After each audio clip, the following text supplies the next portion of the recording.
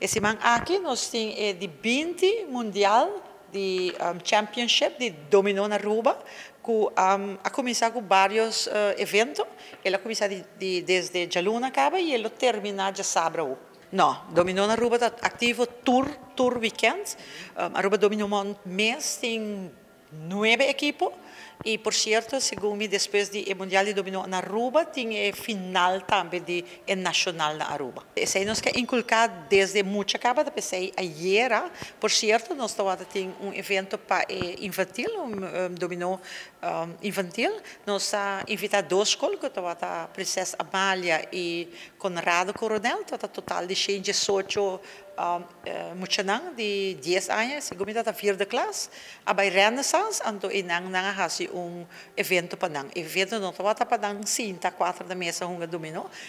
E bia aqui nasce algo outro, todo um conteio rápido, que vem botar aí dois mucha de de cada escola, então podemos pôr 3 pedras, então nós tu 3 da mesma coisa, nós tá bira nang, então é que a conta mais ligeira, isso da mão, assim é ela vai depois de 3 pedras, nós põe 4, 5, 6 e 7. E o ganador máximo para o bisa que está Conrado Coronel.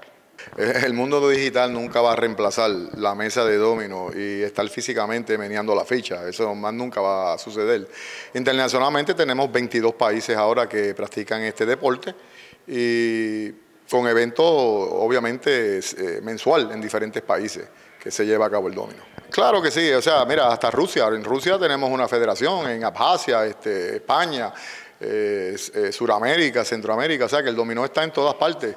Ahora mismo estamos invitados para noviembre a los Juegos Bolivarianos en el ciclo olímpico con un manual técnico que se creó, o sea que estamos avanzando a llevar este deporte al ciclo olímpico con más seriedad, no solamente en las fiestas, en las casas, ¿me entiendes? Más organizado. Domino Earning Worlds es un juego en la Web3 en línea que fue creado para esos jugadores que les encanta jugar en línea.